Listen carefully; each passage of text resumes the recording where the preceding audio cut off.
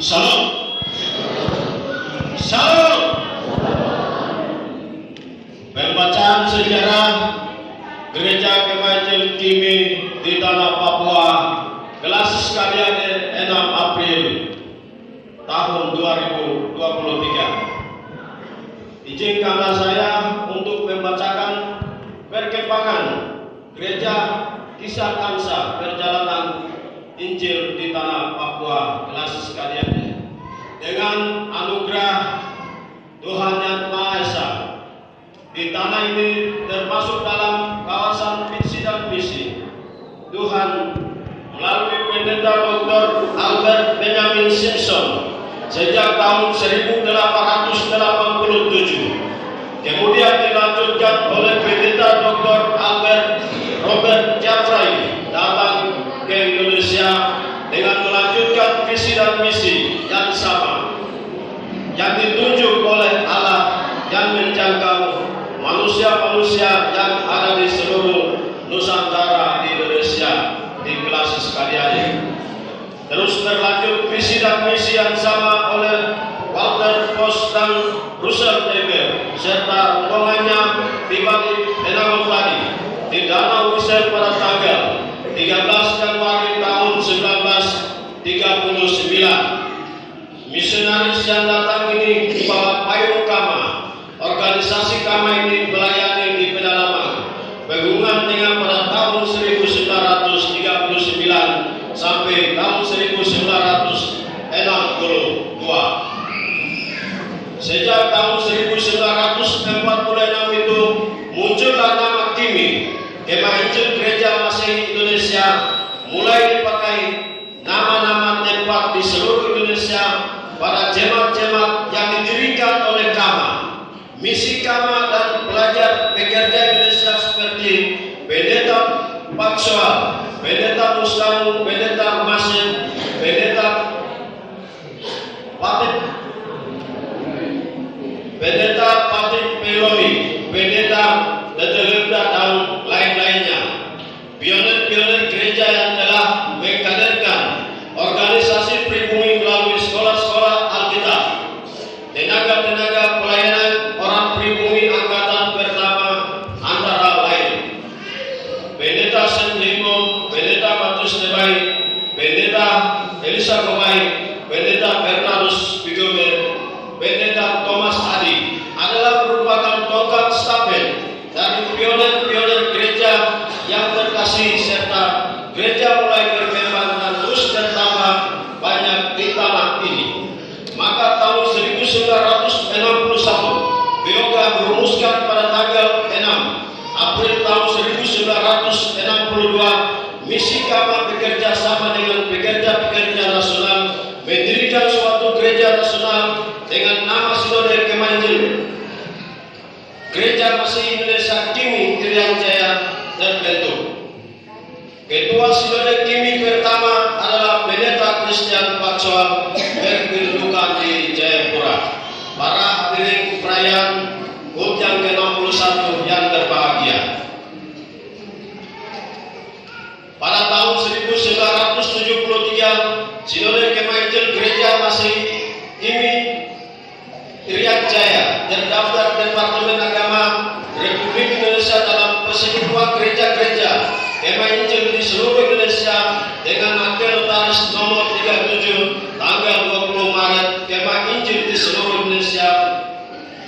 Namun mengingat demi kepentingan pada penyiaran Kama yang membutuhkan surat rekomendasi dari sebuah gereja di Indonesia mendesak Sinode Gereja KIMI Papua untuk bergabung dengan gereja Kemah Injil lain di Indonesia. Pendeta Yosia Tebai berkeberatan diancam. Pada tahun 1983, Gereja KIMI bergabung dengan GKI didirikan dalam konferensi di ujung pandang. Para pimpinan KIMI membentuk kesatuan dengan nama GKI. Sejak itu nama KIMI tidak dipakai lagi. KIMI Irian Jaya karena bergabung dengan Gereja Kemah Injil Indonesia atas kepentingan misionaris dalam rangka kepengurusan surat izin tinggal dan lain-lain. Para hadirin perayaan HUT yang ke-61 yang berbahagia.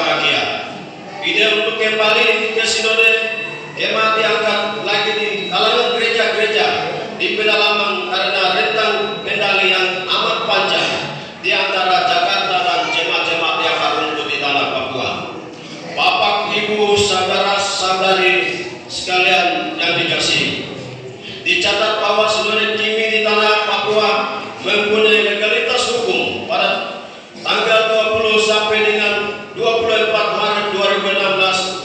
Konas Ikonasi Bogor memandemingkan pasal 6 dan 19 dan ada anggaran dasar GKI yang mengakomodir ide sinodal, sehingga pembentukan sinode Papua pijakan hukum gereja Kemenjel Kimi Papua ditetapkan pada Konferensi Gereja Kemenjel Indonesia yang ke-6 di Nabire tahun 2006. Gereja Kimi Papua berasaskan Pancasila sebagai satu-satunya asas dalam kehidupan bermasyarakat, berbangsa, dan bernegara.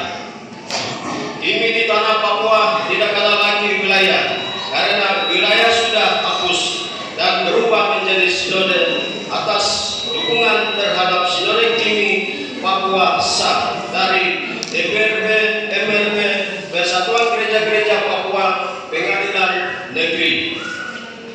Para hadirin perayaan yang ke-61 yang berbahagia, lembaga lain dipercayakan oleh NKRI, Negara Kesatuan Republik Indonesia, Pengadilan Tinggi Jayapura, dan didukung oleh penyampaian Kanwil Agama Provinsi Papua. Jika pemerintah atau pengadilan diputuskan, berarti di tanah Papua hanya satu organisasi, yaitu Gereja Kemenjel Kimi di tanah Papua.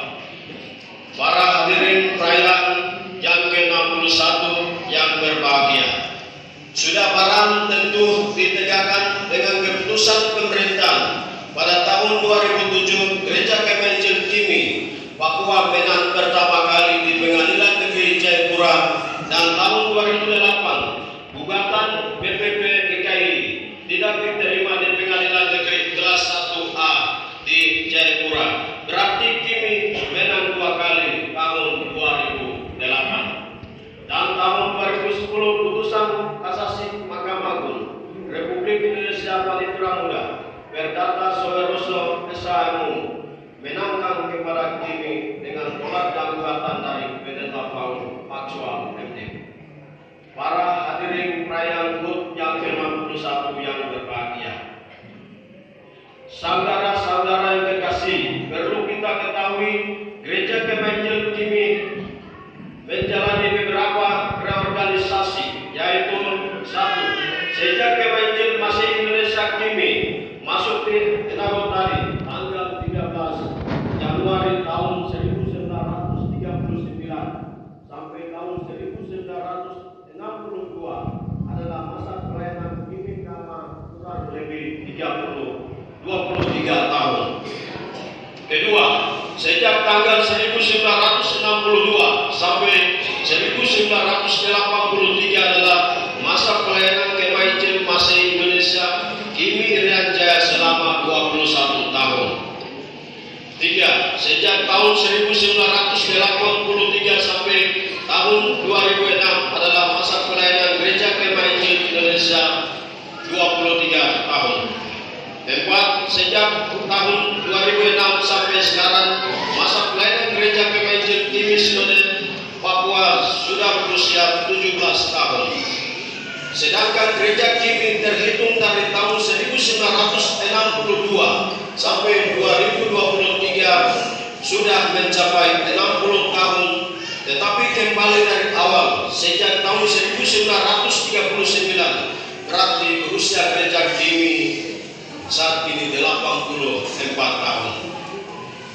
5. Kimi menang yang ketiga kali atas berkat dan pertolongan Tuhan Yang Maha Kuasa melalui putusan kasasi Mahkamah Agung Republik Indonesia. Panitera Muda Perdata Soeharto SHMU menangkan kepada Kimi dengan tolaknya gugatan dari Pendeta Paul Maxwell MD dengan nomor 19-PDT-2009 tanggal 7 Juni 2010. Kemenangan Gereja Kimi mensosialisasikan kepada pemerintah provinsi, kota, dan kabupaten serentak diadakan pada tanggal 27 Juli 2011 berlangsung dengan ibadah syukuran dan pawai.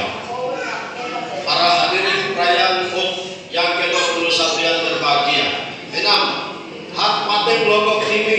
penetapan Direktorat Harta Kekayaan Intelektual nomor C002011003566 tanggal 28 Januari 2011. 7. Kementerian Agama Kantor Wilayah Provinsi Papua tentang pendaftaran pelayanan tetap nomor KW titik 26 titik 4 garing 1 garing PA titik 01 titik 1 garing 1554 garing 20 2010 tanggal 20 Oktober 2010. Peristiwa penting yang terjadi dalam pelayanan misi Kama dan Gereja Kimi Klasis Kadiade.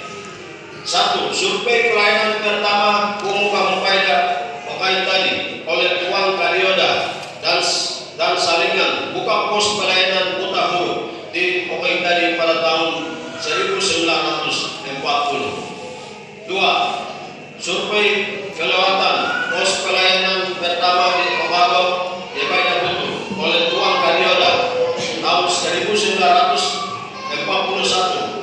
Pemerintah Belanda munculnya Perang Dunia Kedua tahun 1942 sampai tahun 1944. Buka pelayanan kembali tahun 1945. Tahap kedua, Bapak Matius Tebai dan Bapak Bernardus Bigome buka pos pelayanan di Okago tahun 1950. Buka pelayanan Tito pindah dari Okago tahun 1950 oleh Pendeta Matius Tebai dan Pendeta Bernardus Bigome. Beberapa tahun kemudian karena masalah tanah sempit sehingga dari Tito pindah ke Maigo oleh Pendeta Samuel Tebai. Buka pos pelayanan penginjilan di Upawo tanggal 3 Februari oleh Pendeta Markus Pigai tahun 1953. Tahun 1959 buka pelayanan penginjilan di Golgota Kadiai oleh Pendeta Estefanus Pakage dan Bapak Elias Tebai. Tahun 1960 buka pos pelayanan penginjilan di Parosia Buniago oleh Pendeta Markus Teloe. Tahun 1968 buka pelayanan penginjilan di Betel Topo oleh Pendeta Thomas Bigome. Tahun 1968 buka pelayanan penginjilan sore tahun 1966 oleh Pendeta Nathaniel Limbo buka pos pelayanan penginjilan di Tokyo. Lalu karena longsor dipindahkan ke Paipa, setelah beberapa tahun kemudian buka kembali oleh Pendeta Peter Tebai tahun 1997. Tahun 1969 buka pos pelayanan penginjilan di Waipa oleh Pendeta Yaira Pigai. Tahun 1976 buka pelayanan penginjilan di Kodeme oleh Pendeta Julius Kaebe. Buka pos pelayanan penginjilan di Eklesia Waitali oleh Pendeta Samuel Tebai tahun 1996. Buka pos pelayanan Kota Manabiwo oleh Pendeta Petrus Tegei dan Pendeta Yakob Yukai tahun 2000. Para hadirin perayaan HUT yang ke-61 yang berbahagia, umat Kimi Klasis Kadiade selamat merayakan hari ulang tahun berdirinya Gereja Kepanjen Kimi di tanah Papua yang ke-84 di Kadiade dan yang ke-61 tahun Gereja Kimi berkarya di tanah Papua. Tepat pada tanggal 6 April 2023 di gedung Gereja Santiago. Sejak Kama memberikan kepercayaan orang pribumi pada masa 470 yang ditangani panitia ke-1 Pendeta Matius Tebai, panitia kedua Pendeta Sergio, panitia ketiga Pendeta Elisa Tebai. Sedangkan masa klasis adalah ketua klasis Paniai Barat dan pertama Pendeta Matius Tebai, periode tahun 1970 sampai tahun 1985. Ketua klasis Paniai Barat yang kedua Pendeta Raja Putih, periode tahun 1986 sampai tahun Ketua Klasis yang ketiga Pendeta Paulus Boma, periode tahun 1997 sampai tahun 2002. Ketua Klasis yang keempat Pendeta Beni Pakopa, SSMPH, periode tahun 2002 sampai tahun 2015. Dan selanjutnya muncul ide untuk pemekaran Klasis Kadiade itu.